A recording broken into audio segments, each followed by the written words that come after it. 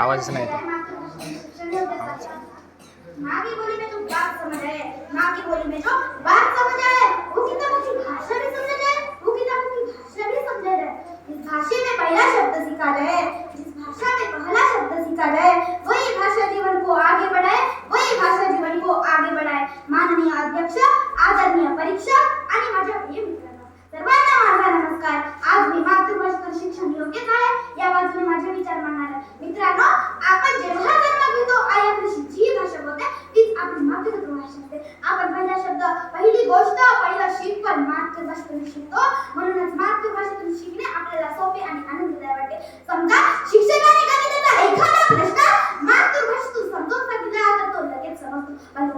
पण तोच प्रश्न परक्या भाषेत जर सांगितला तर आपल्याला भाषा समजून घ्यावी लागते, मग प्रश्न. त्यामुळे शिकण्यात अडचण येते. मातृभाषेतून शिक्षण दिल्यास विषय लवकर आणि चांगला समजतो.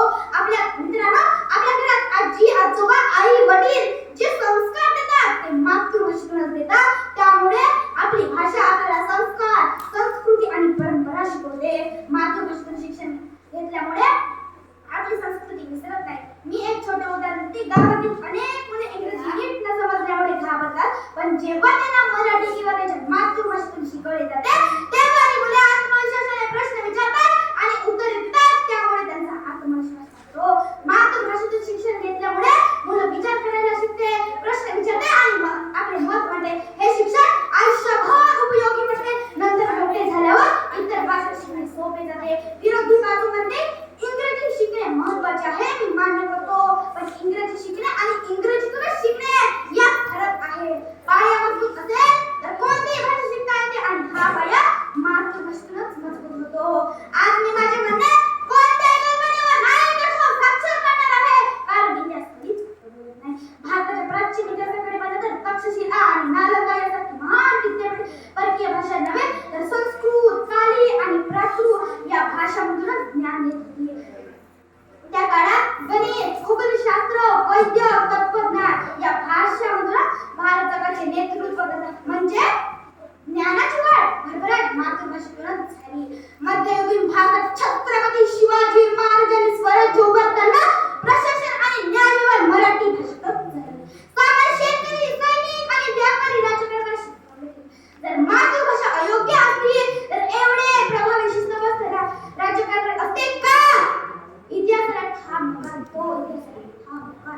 पुढे स्वातंत्र्य लढ्याच्या काळात महात्मा गांधी, लोकमान्य टिळक, सुभाषचंद्र बोस यांनी जनजागृती मातृभाषेत केली.